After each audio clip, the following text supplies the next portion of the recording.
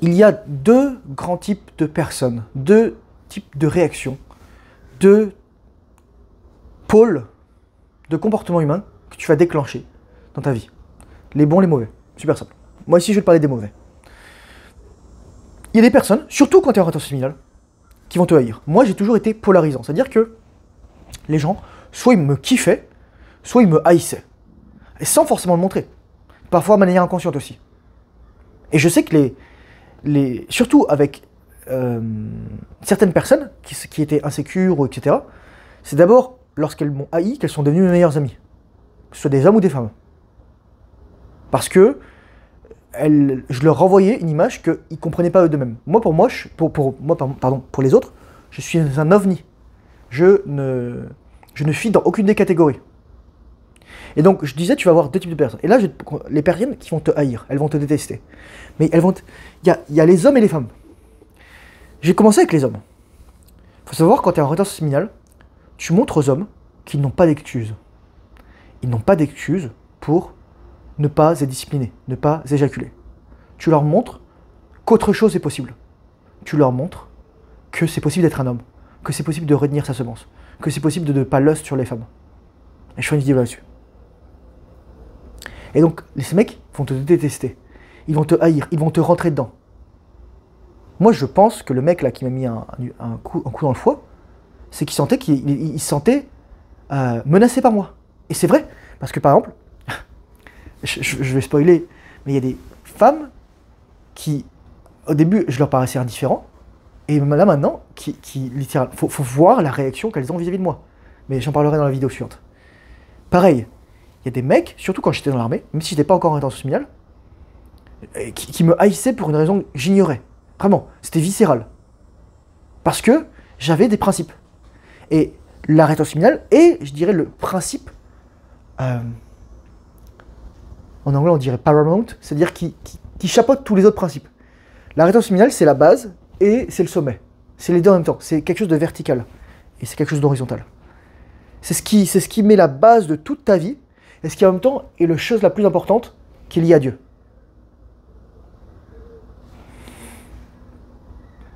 Et donc dans ces hommes, tu vas leur montrer leur infériorité. Mais pas parce que tu veux les rabaisser. C'est ça aussi, parce qu'eux, ils vont le prendre personnellement, consciemment, encore une fois, ou inconsciemment. Donc ils vont chercher toutes les méthodes possibles pour te rabaisser. Soit parler dans ton dos, soit dire du mal de toi, soit te faire du mal, soit être passif-agressif, etc. Et parfois, ils ne vont même pas s'en rendre compte. Parce qu'il va savoir qu'il y a quelque chose chez toi qui est en train d'aller beaucoup plus vite que eux, et ça, ils ne peuvent pas le tolérer. Donc ils doivent te mettre des bâtons dans les roues. Parce que moins tu es éveillé, plus tu as envie de rabaisser les gens. Et moi, je dis toujours, tu peux voir la qualité d'une personne, et même tu peux évaluer tes amis, il faut savoir qui sont tes vrais amis, lorsque il y a quelque chose de mal qui t'arrive, et donc voir si tu te souviens ou pas, mais encore plus s'il y a quelque chose de bien qui t'arrive. S'il y a quelque chose de mal qui t'arrive et que l'autre personne te dit « Ah mais moi t'as vu c'est pire, toi c'était rien, etc. » Bah, cette personne elle dégage. Alors par contre si t'arrive quelque chose de bien, par exemple si tu gagnes plein d'argent, si t'as du succès, etc. Si les personnes qui se sont dit « Ah ouais c'est bien, etc. » Tu sais, ton succès les dérange. C'est ça le principe. C'est que ton succès les dérange. Ton succès les éblouit, leur fait de l'ombre. Et c'est parce qu'ils sont blessés, parce qu'ils ont mal. C'est comme un mec qui a une brûlure, avec un coup de soleil, il va au soleil, ça lui brûle. Et donc ça c'est ça en fait. Ces personnes sont blessées, sont traumatisées, et donc lorsqu'elles te voient briller, lorsqu'elles te voient rayonner, elles te voient comme une menace. Tu es une menace à la survie de leur ego. Car c'est toujours ça, je dirais, la logique sous-jacente, c'est que leur ego est menacé. Parce que leur ego est fragile. Parce que leur ego est vulnérable. Et donc toi, tu arrives avec ton énergie, ton aura, ta puissance. Et tout à coup, d'ailleurs, je ferai une vidéo sur l'aura, c'est très intéressant. Et sur l'odorat. Et tu déranges tout. Tu déranges toute leur préconception. Tu es une autre personne. Et ça peut même dans ta famille, dans tes parents, dans tes frères et sœurs, oncles et tantes, grands-parents. Et ça va varier en fonction des hommes et des femmes. Et là, je vais parler des femmes. Les femmes, c'est différent. Une femme, elle peut pas être en orientation séminale, mais une femme, elle va voir ta discipline sexuelle, elle va dire, mon Dieu, il ne me donne plus d'attention et d'énergie. Et la femme, elle va t'en vouloir. Elle peut aussi t'en vouloir parce que tu lui donnes trop d'attention et d'énergie. Dans ce cas-là, tu simpes. Mais lorsqu'il lui donne plus rien, tu coupes les valves. Et là, la femme, au fond, elle a envie de toi, mais elle est tellement blessée, malade et déséquilibrée qu'elle va te haïr, qu'elle va te détester, qu'elle va t'accrocher. Je me souviens toujours, lorsque je faisais mon jeûne en 2023, je me baladais dans la rue, j'étais en shape, j'étais monstrueux, j'étais baisable. Littéralement, toutes les meufs qui me regardaient, c'était disgusting. Moi, je te dis, tu veux être un objet sexuel pour les femmes, tu fais le V et le six-pack. Et les trapèzes, et les épaules, et les lattes. Mais les meufs, elles vont te regarder comme un putain de morceau de viande.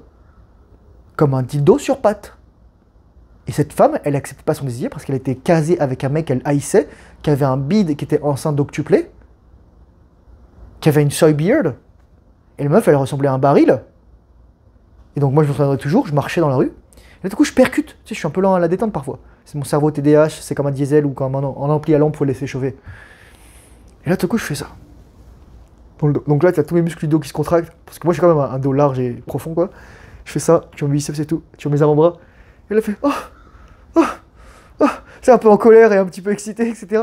Et le mec, il devait rien comprendre à ce qui se passait, quoi. Le mec, il devait rien comprendre, son mec. Je m'en fous. Je m'en bats les couilles, mec. Tu fais juste ta vie. Tu fais juste ta vie. T'es là. On a peur de briller par notre lumière. Et moi, je vais te dire, par exemple, de quoi j'ai peur, là. La prochaine étape, là, avec ma formation, c'est de faire de la publicité. Et je me dis, bah, est-ce que les gens vont cliquer? Est-ce que ça va marcher? Est-ce que si? Est-ce que ça? Et je me dis, mais on s'en bat les couilles. Je vais aider des mecs. Je vais aider des gens à à redevenir des hommes. Je vais aider des mecs à soit guérir leur dysfonction érectile, mon Dieu, leur éjaculation précoce, etc. Voilà. Je vais leur donner tout l'enseignement qu'ils n'ont jamais eu.